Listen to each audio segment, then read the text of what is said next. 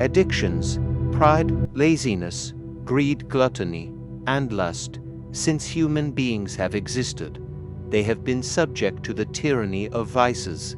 Every one of us has them, and we've all fallen into them. That's why countless thinkers have spoken about them throughout human history. Vices awaken our most irrational side, seducing us, clouding our judgment, and inclining our appetite towards our basest passions. They even subdue reason, making it try to convince us that vice is something good, or at least not as bad as one might expect. As you might intuit, Stoicism stands out as one of the most critical doctrines regarding vices, similar to an animal subjected to its instincts and desires. Stoicism aims to guide us toward a full and happy life. Undoubtedly, you've experienced that vices can make us feel immensely satisfied. However, this satisfaction is fleeting and temporary. When it disappears, it only leaves suffering, anguish, and wretchedness. Vices may appear to fill and satisfy us more, but what they truly do is empty us and leave a wound in the soul that only virtue can heal. Marcus Aurelius claimed that vice is its own punishment and resides within its own destruction. He would even add that vice is the most powerful enemy one can face, while virtue is the best defense against it. In this video, I will try to help you take control of yourself, control your vices, and ultimately be more virtuous and happier. To achieve this, I will divide the video into two parts. First, I will explain what vice means from a historical perspective. Then, I'll give you 10 pieces of advice to combat vice through virtue. Before we begin, I'd appreciate it if you could like the video because it helps me reach more people.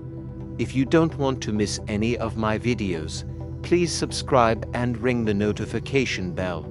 I will also leave a link in the description to my other social media, where I share more content. From the Stoic perspective, vice is morally wrong conduct that is detrimental to the person committing it.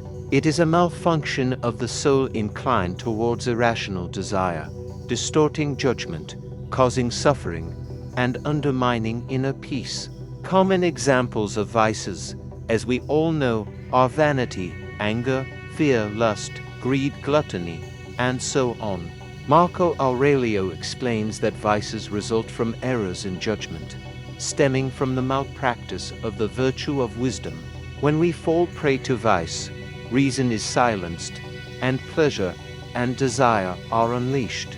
Momentary satisfaction prevails over true happiness, leading us into irrational and selfish impulses, turning us more into animals than human beings.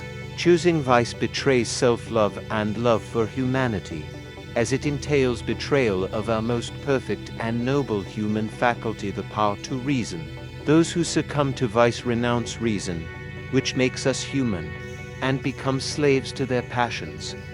Not only does vice turn us into more animal-like beings, but it also makes us dependent on it.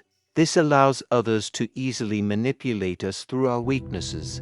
As Marco Aurelius noted, ignorance is the first and most considerable vice, according to him. It is followed by a lack of self-control. Vice, the Stoics argue, has a fundamentally flawed relationship with rational choice. It seeks immediate pleasure and disregards virtue.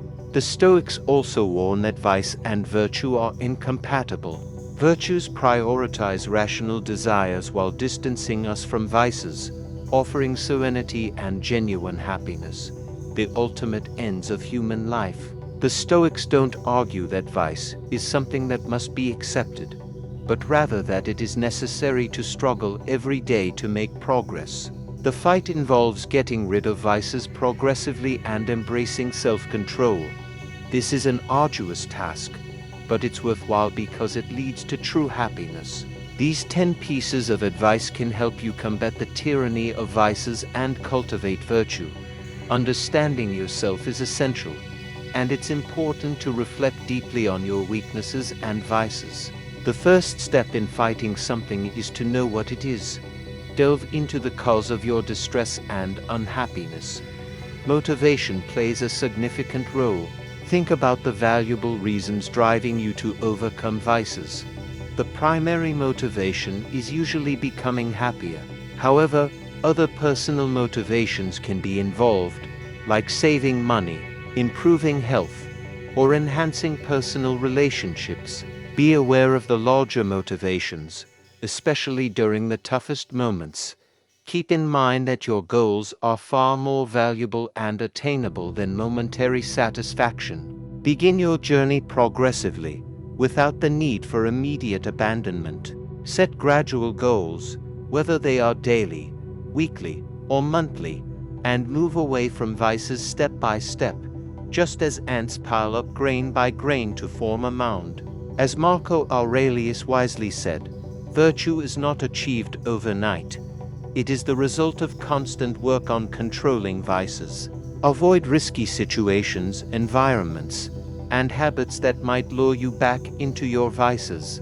Be courageous and remember that every effort is worthwhile. Finally, distance yourself from those who encourage vices. Those who entice you into vice do not care about your well-being. It is essential to walk away from people who lead you into vices, as doing so benefits both you and them. Get out of relationships that you know are not beneficial for either party. Seek help and support when needed. Nobody can overcome all problems alone. Turn to others for support, as many people who have faced the same vices can share their experiences with you. Understand the difference between momentary pleasure and the lasting satisfaction brought about by virtue. Vices indicate a great lack of self-love because they harm us and deny us what is good. Moreover, vices inevitably affect others, whether we share them with others, encourage them in others, or to felicitate in